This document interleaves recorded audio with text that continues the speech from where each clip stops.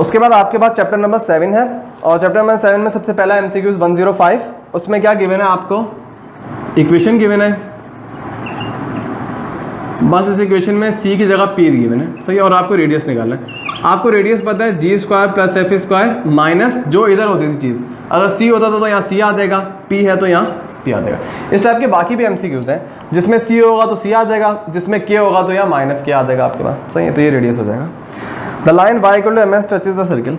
मैंने आप लोगों को 8.4 के इंट्रोडक्शन में बताया था कि अगर आपके पास स्ट्रेट लाइन की ये इक्वेशन हो और ये इस वाले सर्किल को टच करे, मतलब टेंजेंट हो इसके ऊपर, तो कंडीशन ऑफ टेंजेंसी क्या होती है, 1 प्लस m स्क्वायर। तो ये कंडीशन ऑफ टेंजेंसी होती है, सही। इसका पूरा प्रूफ बुक में मौजूद है, तो ऑप्शन नंबर बी करेक्ट है। वही रेडियस ऑफ अ सर्किल है 107 निकाल लेना आप लोग। 108 क्या, equation of a circle with centre. एक सर्किल है जिसका सेंटर इसके ऊपर है और डायमीटर क्या है 4 के ऊपर है, सही है। Standard form of a circle क्या होती है, ये वाली, सही। अब देखिए स्टूडेंट को कंफ्यूजन होती है कि हमने स्टैंडर्ड फॉर्म और जनरल फॉर्म कब यूज़ करनी है। भाई देखो, जब आपके पास सेंटर और रेडियस आपको पता होता है तो इक्वेशन इसमें पुट करोगे तो आपके लिए आसानी हो जाएगी इक्वेशन निकालना सर्किल की, सही है, जब आपके पास सेंटर और रेडियस होगा। और जब आपके पास 3 पॉइंट्स गिवन है तो आप क्या करते हो, जनरल फॉर्म लेट करके तीनों पॉइंट्स पुट करते हो, जी एफ सी की वैल्यू निकाल के सिंपल आपके पास इक्वेशन आ जाएगी जब आप वैल्यूज पुट करोगे। तो जब सेंटर और रेडियस आए तो आप लोग स्टैंडर्ड फॉर्म यूज़ कर लो, ठीक है।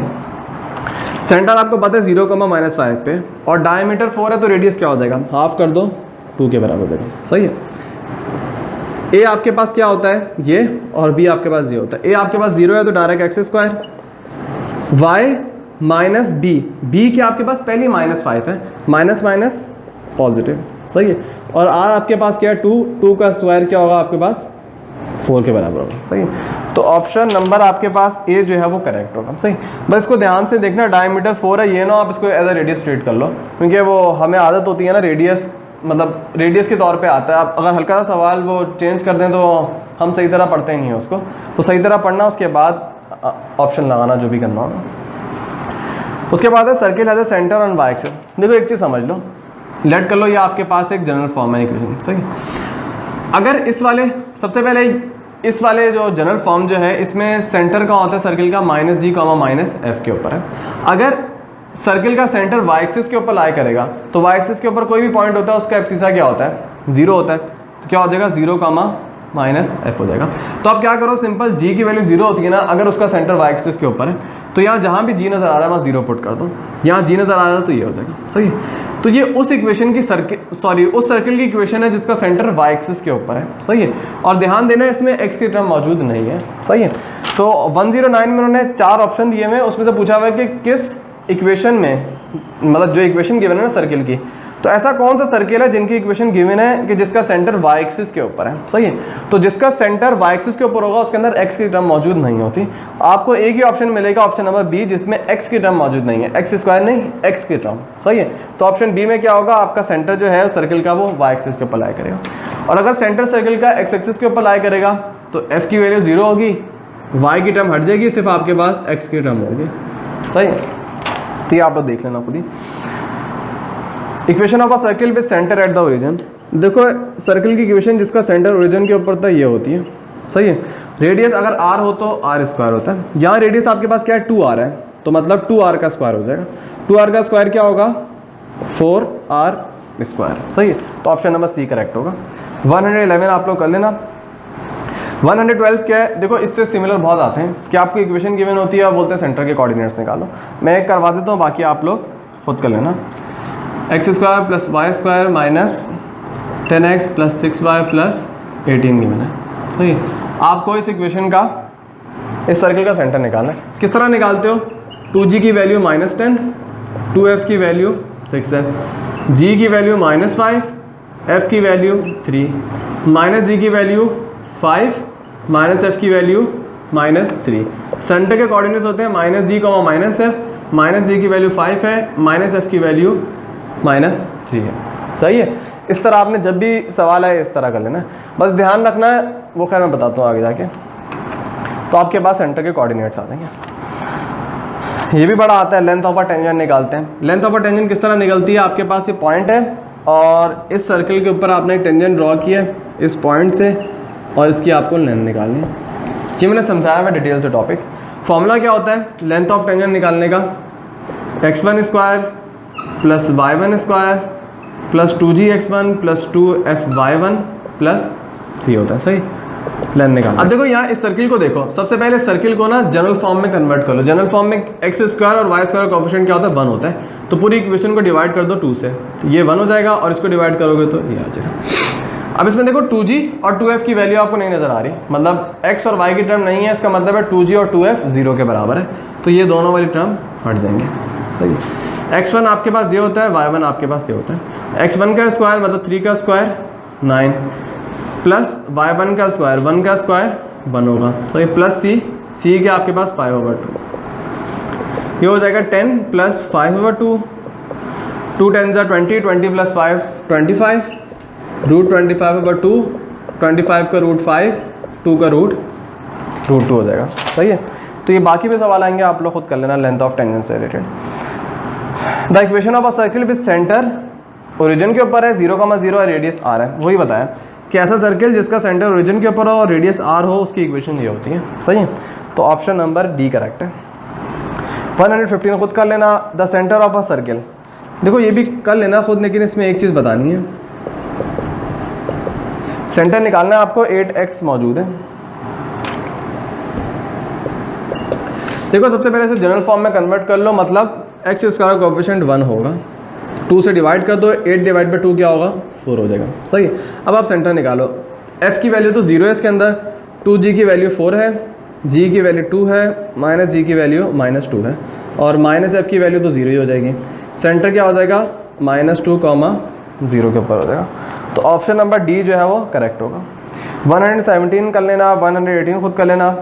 119 में क्या लिखा हुआ है, which of the following circle passes through the origin. देखो दो चीज़ें, एक होता है ऐसा सर्किल जिसका सेंटर ओरिजिन के ऊपर होता है, उसकी इक्वेशन ये होती है, और ऐसा सर्किल जो ओरिजिन से पास कर रहा है, पास का मतलब उसकी बाउंड्री पे एक पॉइंट ओरिजिन होगा। ये दो चीज़ें हैं, एक सर्किल है जिसका सेंटर जो है वो ओरिजिन के ऊपर है, और एक सर्किल है जो ओरिजिन से पास कर रहा है, मतलब एक पॉइंट ओरिजिन उस सर्किल के ऊपर लाई कर रहा होगा, सही।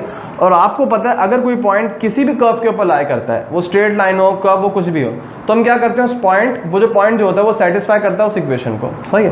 तो आप सेटिस्फाई किस तरह करवाओगे, ये आपके पास जनरल फॉर्म है ना, एक इसके ऊपर पॉइंट क्या होगा 0,0, ये मैंने सवाल आपको एक्सरसाइज भी करवाई हुई है।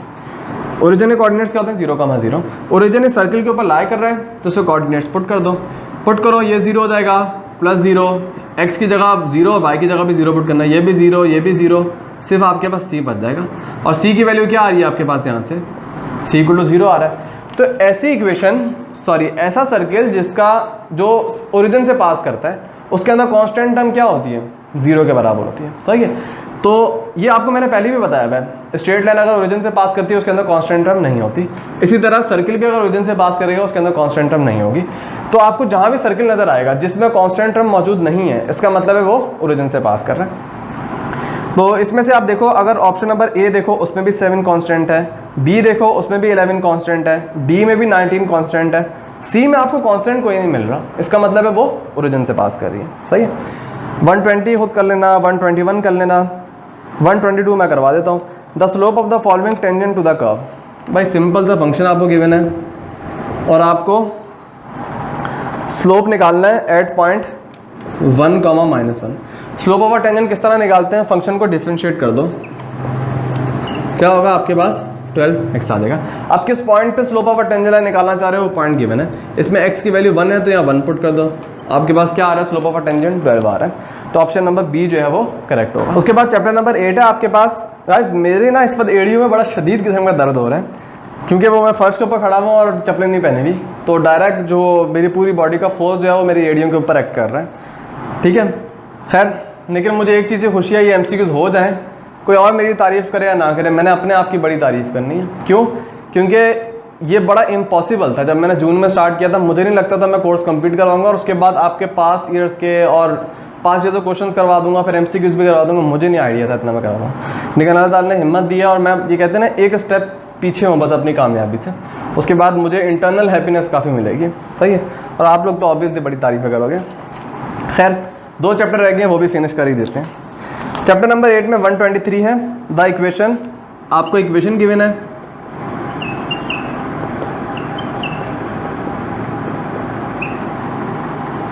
प्लस सी। अब वो बोल रहे हैं कि इक्वेशन कब पैराबोला को रिप्रेजेंट करेगी। देखो पैराबोला की इक्वेशन में मैंने आप लोगों को एक चीज़ बताई भी है, कोई भी मैं इक्वेशन पैराबोला की लिखता हूँ किस तरह लिखी जा सकती है। देखो पैराबोला में एक वक्त में एक ही स्क्वायर टर्म मौजूद होगी, या तो वो एक्स स्क्वायर होगा या वो वाई स्क्वायर होगा। अगर एक्स स्क्वायर होगा तो फिर वाई स्क्वायर नहीं होगा, सही है। उसके साथ आपके पास कोई भी एक वाई की टर्म होगी, कोई भी एक एक्स की टर्म होगी, और कोई भी आपके पास एक कांस्टेंट कह लो, सही। ये इक्वेशन जो है रिप्रेजेंट करती है पैराबोला को, जिनका एक्सिस जो होता है पैरेलल टू एक्स एक्सिस हो या parallel to Y axis, depend करता है। अगर एक्स स्क्वायर है तो axis parallel to Y axis हो जाएगा। अगर आपके पास है वाई स्क्वायर मौजूद है तो अब पैराबोला का axis parallel to X axis हो गया, सही है। खैर बताना चाह रहा हूँ कि पैराबोला में एक्स और वाई की टर्म होती है और एक वक्त में एक ही टर्म स्क्वायर होती है, या तो एक्स स्क्वायर होगा या वाई स्क्वायर होगा। अब इसमें देखो इस चीज़ से हमें इख्तलाफात नहीं है, ये तो पैराबोला में मौजूद होता है। हमें इस चीज़ से इख्तलाफात है, या तो वो कहते हैं या तो मैं रहूँगा या तुम रहोगा। खैर छोड़ो उसको। या तो एक वक्त में एक्स स्क्वायर की टर्म हो या वाई स्क्वायर की टर्म हो, एक साथ नहीं हो सकता है। या तो ए की वैल्यू 0 पुट करो या बी की वैल्यू 0 पुट करो कि ये टर्म पूरी 0 हो जाए, सही है। तो ऑप्शन नंबर सी क्या आपके पास ए बराबर है, मतलब ए बी के बराबर नहीं है, ये क्या सेंस बन रही है, मतलब ए नॉट इक्वल टू बी, सही है। तो ए 2 होगा बी 1 होगा, लेकिन एक्स स्क्वायर और वाई स्क्वायर की टर्म तो मौजूद है, पैराबोला में नहीं होती, तो ये वाला ऑप्शन नहीं कर सकते आप। उसके बाद एक और है, ए और बी बराबर है लेकिन 0 के बराबर नहीं है, तो हमें क्या असर पड़ेगा भाई, अगर ए और बी को बराबर कर दो, इसको 2 कर दो और इसको भी 2 कर दो, सही है। 0 के बराबर नहीं है तो ये तो फिर किसको, ये तो सर्कल की इक्वेशन को रिप्रेजेंट करने लग जाएंगे, सही है। हमें पैराबोला में वाई स्क्वायर और एक्स स्क्वायर एक साथ नहीं चाहिए, इनमें से एक चाहिए, सही है। ऑप्शन नंबर बी देखो, ए और बी दोनों को 0 कर दिया। अगर ये दोनों 0 हो गए तो या तो आपके पास स्ट्रेट लाइन बन जाएगी, अगर ए और बी दोनों 0 हो गए तो आपके पास स्ट्रेट लाइन बन जाएगी सिंपल, एक्स और वाई की टर्म में। ए देखो, ए में क्या लिखा हुआ है, ए बराबर है 0 के और बी 0 के बराबर नहीं है, मतलब ए कर दिया उन्होंने 0, इसका मतलब है ये वाली टर्म खत्म, और बी जो है वो 0 के बराबर नहीं है, ये वाली टर्म मौजूद है।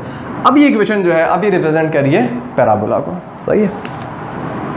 Semi latus rectum of an ellipse, देखो एक इलिप्स गिवन है, आपको पता है लेटरल सेक्टम की लेंथ क्या होती है, इलिप्स में ये होती है।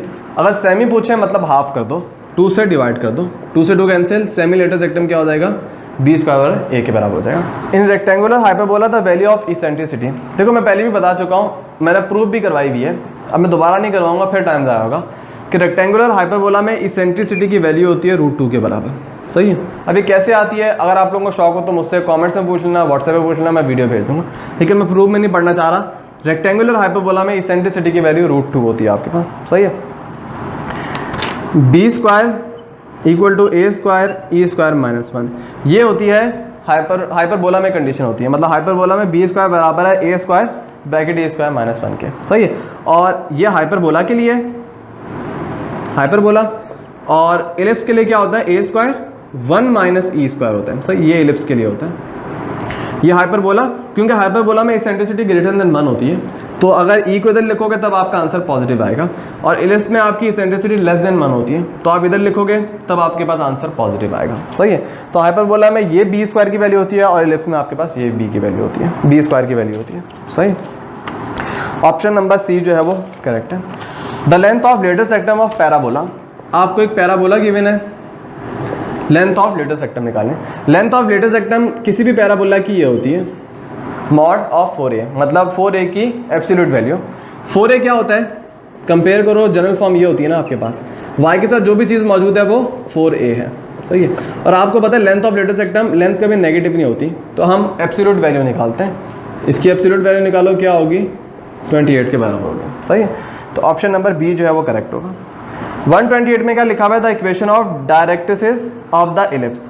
इलिप्स की डायरेक्ट्रिस की इक्वेशन क्या होती है, आप लोग जानते हो, +-a/e होती है, जब इलिप्स का सेंटर जो है वो ओरिजिन के ऊपर होता है, सही है। और जो उन्होंने इक्वेशन दी हुई है इलिप्स की, उसका सेंटर ओरिजिन के ऊपर ही है, सही है। तो ऑप्शन नंबर सी करेक्ट है।